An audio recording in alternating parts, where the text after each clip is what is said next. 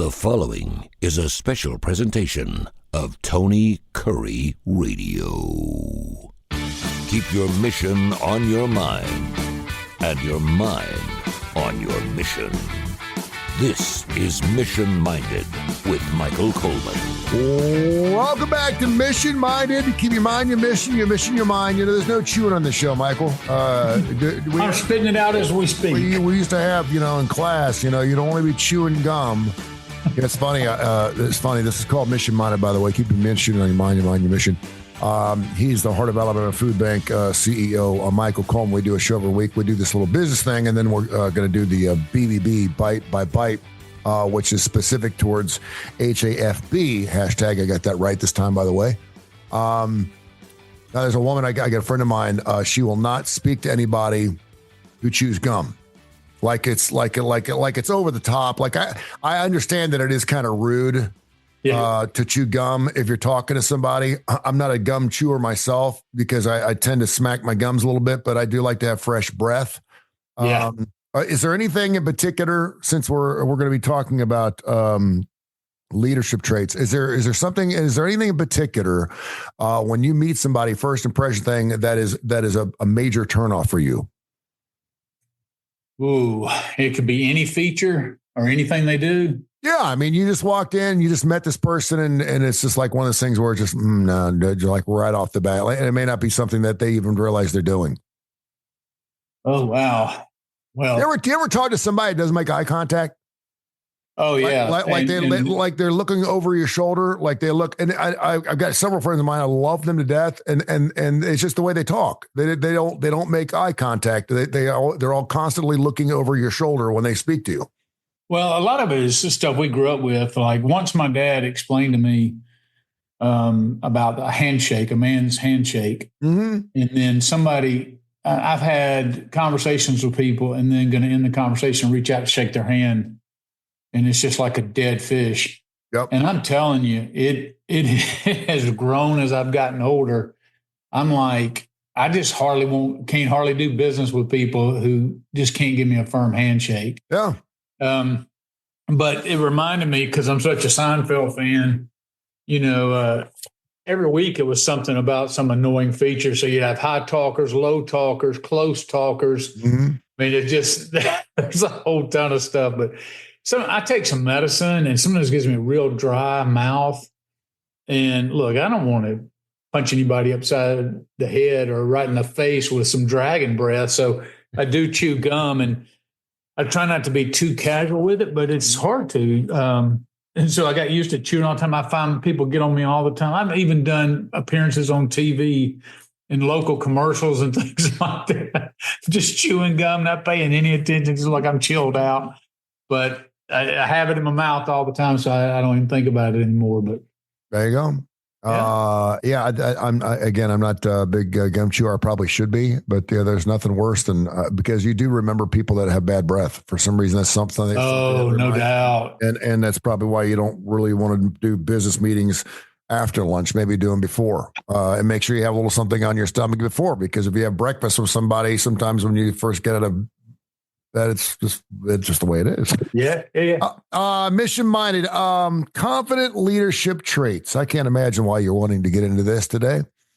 Since our 47th president took over office last week, we're certainly going to talk about that. But when you're talking about confident leadership traits, what's the difference between confidence and bullying? Because a lot of people say that this is not Donald Trump, and we'll just pull the cloth back here and just say what it is. He's not. I mean, he's confident for sure, but a lot of people say he's just a bully. I mean, he basically is a bully. So, what would you say is the difference? Because you want a little bit of dash of, I think, both, really, don't you? Yeah. Well, I will tell you, I can understand in his case particularly. If you like Donald Trump, he comes across as confident. If you don't like him, he comes across as a bully. Mm-hmm. Speaking of my own self, is one of the ways I struggle is, and Donald Trump actually is like this, that you would think that he doesn't surround himself, but the truth is, people say if you call Donald Trump and get him on his phone, he doesn't care who you are. He just wants good ideas. and he'll listen to anybody. And I was really surprised about that characteristic. I was not really aware of that, but they said, yeah, the problem is so many people have his phone and they'll call him and he'll talk to anybody like about different things. So he wants to hear good ideas. And I think that's a good trait. But once he kind of makes his mind up that this is the path I want to go on, then he can kind of be a bull in a china shop. And again, maybe sometimes that's what you need. I find myself, there are times where I want to get as many voices as possible, but at some point, you're not going to have everybody in agreement. You're going to have differing opinions. So then you have to, based on your experience and based on the principles and values, you have to make a decision and then push forward. And sometimes you don't pick anybody's idea, but it's kind of an amalgam of everybody's input. And this is the way we're going to go forward. And confident leadership is really kind of important because it's, hey, I think this is right. I'm going to support it. And then it's been my experience that there's not a ton of great leaders out there. It's been my experience that most people, they have some leadership ability, but they really don't like making the tough call because they really don't. We've talked about this in past shows. Like, you don't really want to make that tough call because you want to be led, or you're willing to be led, as long as it's logical, as long as those things are communicated, because if it goes bad, it's really not truly on you. So people want to be a part of things that are successful, but there's not a lot of people that want to make the tough decision, move forward, plow new ground, for reasons of being called names or being casted as, like you said, like this mean person or this doesn't listen to others or whatever. But I think what you saw this week, like him or hate him, and I've listened to some of his greatest detractors, there's one thing I'll speak specifically about Van Jones. He's on CNN, African-American gentleman, CNN, really smart guy. He's worked in politics. He said on his own podcast or his own thing was, look, we got to stop thinking, he was talking about Democrats, we got to stop thinking that Donald Trump is dumb. Yeah. You know, the bottom line is he got reelected. He won the popular vote first time in 20 years for Republicans. And he's got a wave going, a momentum going right now.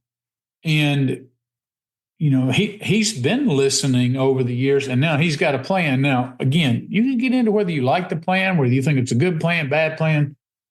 But one thing is not lacking is confidence to move forward in a strong way. And a lot of people, what I'm seeing is even those who were turned off by his brashness, they weren't so much like, and I'll even use myself. There were times where I felt like Donald Trump was picking fights and staying focused on things that didn't have any, you know, you looks like you're fighting because you just want to fight and argue and bicker and all that. This time, it seems a little bit different. Like, you don't hear him up there just tooting his own horn nonstop. He's like, this is what we're doing. This is why we're doing it. I told the American people I was elected and I'm moving forward to do it. And then he's bringing in the leadership under him who can take the principles or the guidance from the leader and then go and employ them and push through the barriers that, you know, you normally find in government. You may not like his policies. You may not like the way he does things, but I think we can all agree right now that he's getting things done. I'm not sure what those things are, and a lot of people don't like those things. But right now, he seems like he's the hardest working guy I've ever seen in my life. You know, and at 78 years old, but it's like it was stated again. I like listening to opposing views because, you know, and then sometimes what you hear is like a Rachel Maddow. She's not going to ever give Trump an ounce of credit for anything. I think it kind of minimizes her influence. I think if I was opposed to somebody, I think I'd want to, you know, I could acknowledge, like the Democrats have painted that Trump is going to come in and just rip out people going to work because they're not citizens. And you haven't seen any of that. What they're going in and getting some of the most dangerous criminals, people who have already been locked up, people who have committed multiple felonies continue to be released out into the country and in their community by these sanctuary cities. And all he's done is said, we're going to get these criminals and we're going to put them on a plane and we're taking them outside of the country. Yep. And I've seen black, white, men, women. It doesn't matter your background. They're like, yeah, I'm glad these dangerous criminals are gone. And right now it may turn into something else later. But right now, that's the focus. And so you see people from all walks of life, at least right now, giving him this benefit of the doubt. But nobody can say that, wait a minute, you said this on the campaign and this is what you're focused on. Everything he's doing from day one are all things he stated up front. And there's some people who are like, hey, here's a politician, and he is a politician. He's not a career politician, but here's a politician who is actually doing what he said he was going to do, and he's doing it quickly, and he's not getting caught bogged down in government red tape and all those things that we hate about government. And so you are seeing immediate results. Now, is some of this going to get bogged down? Of course, inevitably, because you look at, constitutional scholars that are looking at his birthright. Now, there's some that have come out and said, this was written after the Civil War for specific things. And the truth is it needs to be relooked at, because just because you can get across the border and have a child, that was not really what was going on at the time. So can this pass a court challenge? And some constitutional scholars have come out and said, no, it's cut and dry. Anybody in this country that has a child, they're a citizen. You can't take that away. But what Trump did by signing that executive order was go ahead and get the lawsuits going. So that process is in the background. The Justice Department is going to be working on that. It's ultimately going to end up in the Supreme Court, settled by the Supreme Court. So he's already got that going. And he's just not talking about that. And then he's gone on with each department. He's driving these things. And again, he's simply doing what he says. And I think, at least so far, the preponderance of the public is supporting what he's doing. And it appears he's doing even more because of the lame duck status we had with our former president too. Because quite frankly, listen, Joe was nowhere to find. I mean, once he hung it up a month and a half ago, outside doing the pardons thing and stuff, you just never heard from the guy. And now all of a sudden you got this guy that's really getting after it, and it seems like he's getting more done in the first week than most presidents get done. That's the other thing I think as an American, period, whether you like Trump or not, we want to see things get done. The last thing I need is another 4 years of impeachments, of trials, of special groups putting together special, groups of individuals, Senate hearings, and all these things talking about, stuff that's not making our country any better. And so, as far as spending another $10 million on Hunter Biden, I'm just so tired of the bickering and the back and forth, knowing that it's all politicized, and no matter how many times you investigate it, it's going to be seen the way you want to see it, and so it doesn't really matter anymore. You know what I'm saying? It's just. Well, you're 100% right. It's just a waste of time. If we put forward some good things in this world, like how to stop hunger in this country, and put all those resources behind the millions of dollars we're trying to tic-tac, trying to find blah, blah, blah, blah. Someone has an email of this and this, that, and the other, and someone's got a box of crap in his garage and he's not supposed to have. I mean, I'm just tired. I want to see things get done. Yeah. And so I think the American public felt that. I mean, I think, again, this is in part why Trump got elected.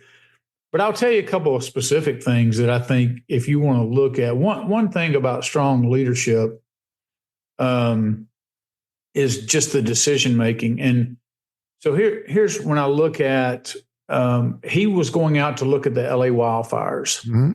But let's compare and contrast the differences in some leadership. So for years, California is being told, you're going to have a major fire and it's going to get out of control because you're not taking care of your forest.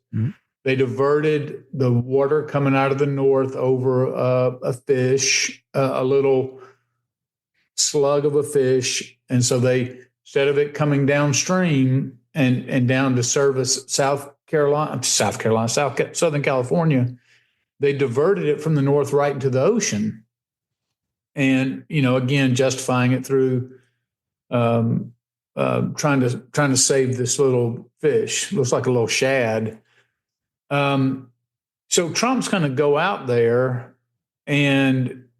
but on his way, and he was advised against it, but on his way, he stops in North Carolina, and he reminds all those people that they matter, because that's kind of how we do with tragedy. A tragedy happens, and then we focus on that in the news for about a week, and then it starts to kind of wane down. It's the heavy lifting of rebuilding, and then something else happens, and all our attention goes over and focuses on that. And that's what happened with all the flooding in North Carolina and all the weather that happened there. Well, he said, on the way out there, I'm going to go and stop and look at what FEMA's doing. He's evaluating.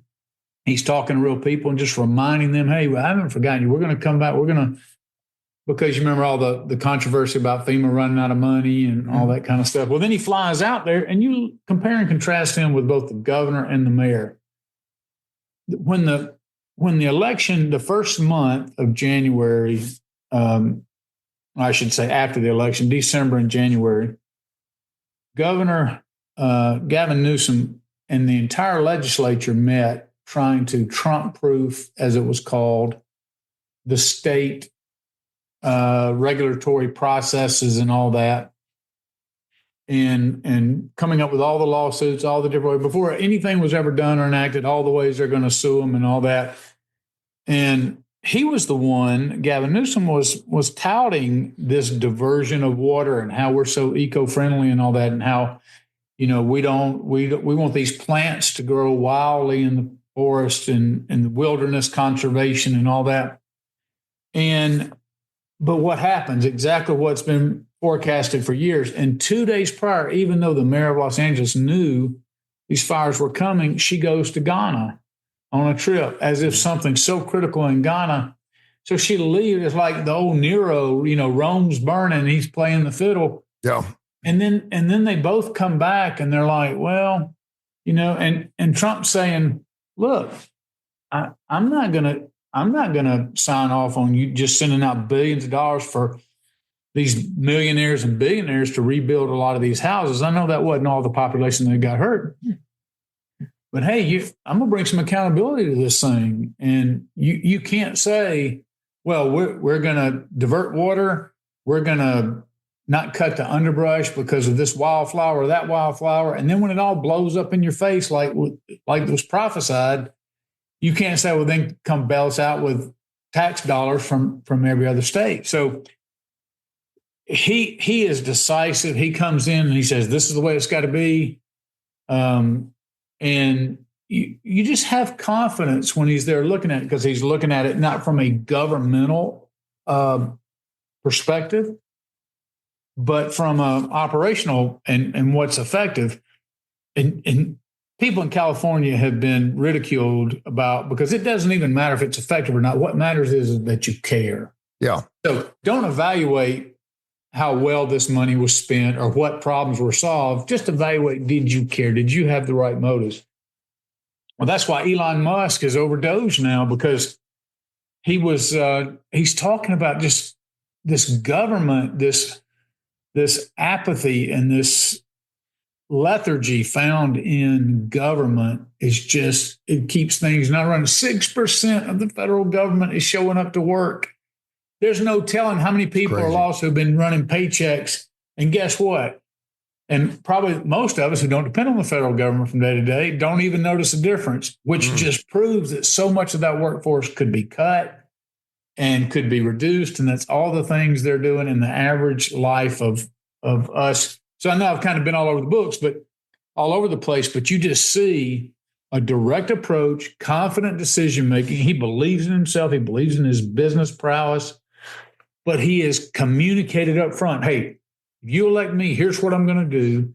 Now, while he's doing it, he's going to communicate, and then he's going to come back with the results, and more so if the results are positive, and then he's going to tout those. But he's communicating directly to the American public, and I think there's a hunger out there for that. Yeah, and he's only got 4 years to get it done. Michael Coleman, he's a CEO of Heart of Alabama Food Bank. That is hashtag HAFB.